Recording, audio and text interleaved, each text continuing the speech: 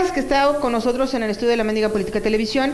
Y hoy tenemos de invitado al vocero del Arzobispado de Guadalajara, el padre Antonio Gutiérrez Montaño, porque ya ve que en estos tiempos, en estos días y muy recientemente, ha habido una controversia entre la religión católica y la Suprema Corte de Justicia por esto de los matrimonios del mismo sexo. Y hace unos días también, pues hubo incluso hasta una denuncia que presentaron estos grupos de diversidad sexual en contra del cardenal emérito de Guadalajara, Juan Sandoval Íñiguez. Y ha habido pues mucha controversia. Entonces queremos platicar precisamente con el padre Toño para que nos diga cómo está este papel de la religión católica, de los católicos, al menos aquí en Guadalajara, sobre este tema. Padre, qué bueno que está con nosotros aquí en el estudio, la verdad. Muchas gracias, al contrario, muy agradecido. ¿Cómo ve esto, padre? Toda esta polémica que se ha armado en esto de los que están a favor del matrimonio del mismo sexo contra los que quieren el matrimonio tradicional hombre-mujer. Bueno, son varias consideraciones las que hay que hacer, yo creo, respecto a este punto, partiendo de la necesidad de decir que todas las personas merecen el respeto. Nadie debe ser desprestigiado, además ni tampoco ninguna persona debe ser discriminada. Entonces, partiendo de esta realidad que quiero subrayar, porque se puede considerar de repente alguna postura homofóbica, en primer lugar hay que señalar que todas las personas merecen respeto, eso en primer lugar. Por otra parte, y voy a estar intentando hilvanar los pensamientos y los razonamientos y los juicios. Por otra parte, considero yo, no es que aquí esté hablando, esto no es doctrina de la Iglesia, me pregunto yo qué necesidad había de que la Suprema Corte de Justicia de la Nación polarizara de esta forma a la sociedad, que tuviera que emitir una jurisprudencia que nos estuviera confrontando. Creo yo que no había necesidad. Queriendo conservar los derechos, respetando las libertades, buscando que las personas que tienen el gusto por el mismo sexo puedan tener también las prerrogativas civiles que todos los ciudadanos tenemos, digo yo, ¿qué necesidad había de llamarle a una unión entre ellos matrimonio, cuando incluso el concepto, la palabra, etimológicamente matrimonio, pues no les va a decir mucho a ellos, ¿no?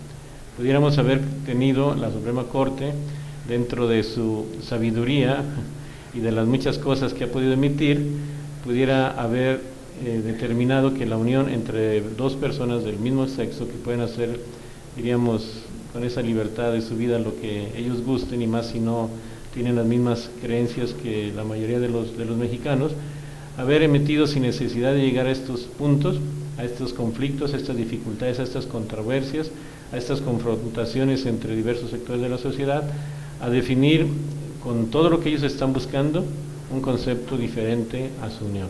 Entonces, esa es la primera consideración. Otra consideración al respecto sobre este punto de la unión entre el hombre y la mujer, y quiero señalar que no voy a intentar no mencionar ninguna consideración de carácter religioso, espiritual, que puede luego orillar a un fanatismo, a una polarización todavía más radical, valga la redundancia, una polarización más radical de alguna postura, ni tampoco a consideraciones meramente morales. Para los católicos, para los creyentes, ya con estos razonamientos serían suficientes. Pero cuando nosotros mencionamos la necesidad de conservar el concepto familia vinculado solamente a la unión de un hombre y de una mujer, estamos fundamentándonos, por una parte, en la ley natural, es decir, todos, sin distinción, fuimos creados o con un cuerpo de un hombre o con un cuerpo de una mujer, no hay otra opción. También ellos, como nosotros, o sea, las personas que gustan sentirse atractivas por el mismo sexo, como los heterosexuales, también fuimos engendrados de la unión de un hombre y de una mujer. y por lo tanto también el crecimiento pues, tendría que estar vinculado al desarrollo, tendría que estar vinculado a eso. Y esto sin afectar sus emociones, creo yo, sin afectar sus sentimientos. Entonces, basados pues en este orden natural, independientemente de cualquier religión, incluso independientemente de Dios, pues vemos que la naturaleza nos ha dotado de eso. Incluso para ejercer la sexualidad en plenitud y con la mayor satisfacción, están constituidos los cuerpos de esa forma. Los orificios de nuestro cuerpo, y disculpen por la expresión, están unos hechos para entrada y otros hechos para salida. Y cuando sucede lo contrario, la naturaleza reclama y la naturaleza se encarga de buscar sus cauces, como en tiempos de lluvia el agua busca sus cauces, también la naturaleza busca sus cauces. Entonces, ese es el primer, digamos nosotros, la posición ante esta situación. Entonces, primero, pudiera haberse constituido con todos los prerrogativos que ellos buscan, sin que se afecten sus derechos, sin que se limiten sus derechos, haberse llamado a la unión de personas del mismo sexo de otro nombre, para incluso considerar etimológicamente ese vínculo. En segundo lugar, nos basamos en, apenas dije algunos aspectos, algunas pinceladas del orden natural. Y en tercer lugar está la misma Constitución, las mismas leyes, basándonos en el sistema jurídico ya establecido, que desde tiempo de Juárez es como se ha estado desarrollando esta doctrina jurídica, que se ha estado confirmando, ratificando, y que en los estados, por otra parte, de la República, en los que tienen sus propios congresos, sus propias legislaturas, el federalismo aquí viene suprimido. Bueno, así a grosso modo, pues estas consideraciones, sin duda que hay dudas, hay cuestionamientos, hay inquietudes, y creo que aquí tenemos la oportunidad de discutirlas, de platicarlas, tampoco sin condenar y sin nada, y sin desprestigiar a nadie, porque de repente he leído que quien no está de acuerdo en estas uniones homosexuales, pues la tendencia más fácil es a desprestigiarlo, a decirle a la corte que es una miope, que es una no sé qué, no sé cuánto, o sea, no, vamos teniendo una confrontación, diríamos nosotros, lógica, pensada, razonada, y exponer nuestros argumentos. Fíjese, y quiero dejar en claro que invitamos al padre Antonio no para debatirlo, para criticarlo, para confrontarlo de este tema, sino para conocer las razones por las que la Iglesia Católica precisamente está oponiéndose a esta decisión de la Suprema Corte de Justicia de la Nación, porque como bien lo dice el padre, hay grupos radicales dentro de la misma Iglesia y hay grupos radicales fuera que están en defensa también de este tema. Pero hay que conocer las partes. Vamos a invitar también a algunos miembros de la comunidad lésbico-gay para que también ellos nos den su opinión. Pero ahorita es importante conocer la de la Iglesia, porque es precisamente quienes van a tomar, digamos, cartas en el asunto, ¿no, padre? No sé si van a realizar algunas acciones, porque al menos ya tengo conocimiento que en Chihuahua hubo un grupo de sacerdotes también que bloquearon el Congreso de aquel estado, pues precisamente para evitar que se fuera a aprobar ahí en Chihuahua, como parte de las aprobaciones que se tienen que hacer en todos los estados, una mayoría de estados, para que ya se haga una jurisprudencia a nivel nacional, ¿no? Se haga ya una ley. Aquí en Jalisco, en el arzobispado, en la Iglesia Católica, en todo el estado, ¿qué pueden hacer? ¿Qué van a hacer? Por supuesto que se pueden llevar a cabo algunas actividades, algunas acciones de protesta, pero ojalá que fueran sobre todo de propuesta, y de propuestas bien pensadas, bien razonadas. Definitivamente este tipo de manifestaciones creo que llegan a ser necesarias, más desde el punto de vista... porque no hemos visto a curas y a sacerdotes haciendo manifestaciones, padre, sí, la verdad. Quizá más desde el punto de vista mediático, ahora que los medios de comunicación juegan un papel tan importante en la formación, en la educación, en el criterio, en la opinión de las personas, pues tan solo por aparecer mediáticamente y conocer qué es lo que se dice a través de los medios, sería importante que haya ese tipo de manifestaciones, pero que nunca se pierda la sensatez, que nunca se pierda la cordura y que nunca se pierda el buen ánimo. Cuando empieza uno a desprestigiar a las personas o a los argumentos de las otras personas con las que no está uno de acuerdo, pues el primero que se desprestigia es el que las infiere, el que las dice. Yo creo que las manifestaciones públicas son necesarias, no para mostrar músculo, no, simple y sencillamente para decir, nosotros también tenemos una palabra que manifestar. Pero sobre todo creo que tiene que ser con razonamientos, y la Iglesia a nivel episcopado mexicano, ese sector, que no es toda la Iglesia, pero bueno, es la jerarquía de la Iglesia, van a emprender algunas acciones de carácter legal, creo que por ahí ¿Los amparos pueden ser? ¿O cómo? Sí, o sea, pero dentro de lo que la Constitución permite, no es que se quiera ir por encima de la Constitución o que se construyan leyes, o porque como quizás en el tiempo de la persecución religiosa era una confrontación directa, que en aquel tiempo era lo que no había ninguna otra opción. No llegaremos a la Santa Inquisición moderna. No. Okay. No, definitivamente que no. Entonces, aquí en Guadalajara no está pensado todavía alguna manifestación. Ni esas firmas pública que andaba solicitando el cardenal emérito. Bueno, el cardenal Juan Sandoval no es que él estuviera encabezando una iniciativa.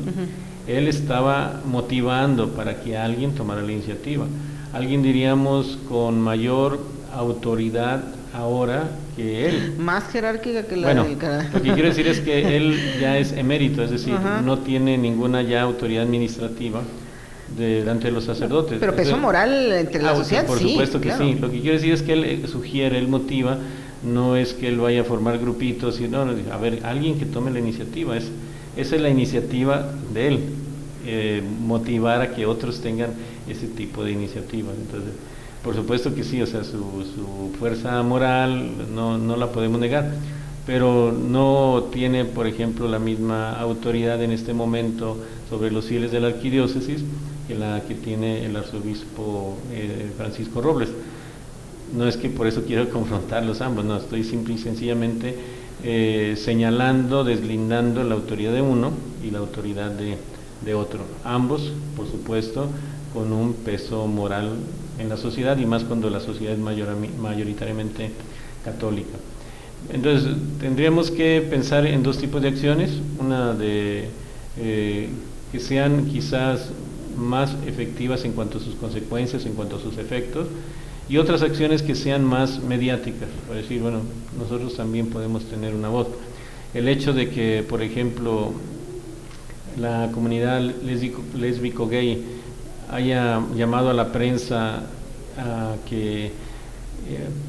para que todo el mundo se diera cuenta de que estaba haciendo una denuncia ante la Fiscalía del Estado de Jalisco, bueno, pues sin duda lo podían haber hecho en secreto, en silencio, y causaría el mismo efecto, diríamos, legalmente, pero pues querían llamar a los medios para que todo el mundo se diera cuenta, para atraer focos, y luego de repente ya los medios nos involucramos en esto y estamos buscando la reacción del cardenal, en este caso quizás esperando una declaración así sonora, tronante, para que siga ahí, para que el público se siga divirtiendo entre dos frentes que se confrontan. No, creo yo que así no se van a no es el camino adecuado ni para la comunidad lésbico-gay, ni para quienes no estén de acuerdo en que sus uniones, no en que no haya uniones de parte de ellos, simple y sencillamente que sus uniones reciban otro nombre. Yo creo que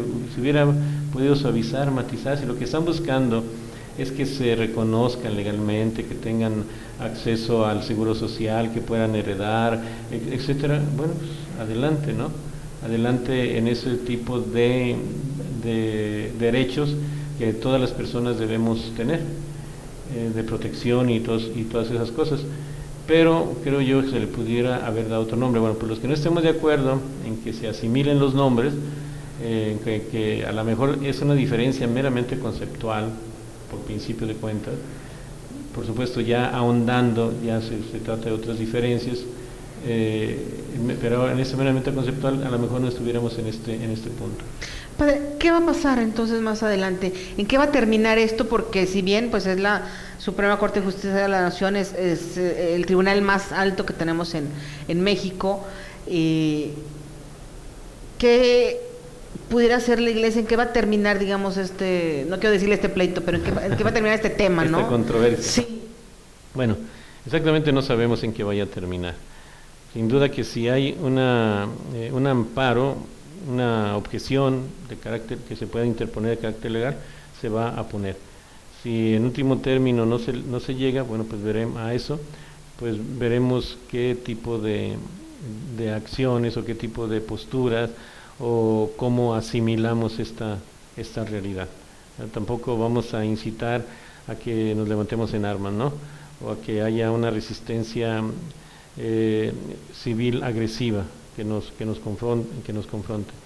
Pero sí, tampoco podemos decir no vamos a hacer nada, simple y sencillamente por el derecho que también tenemos de manifestar nuestra expresión, la libertad que tenemos nosotros para expresar lo que nosotros queremos, como ellos en este momento también lo están haciendo.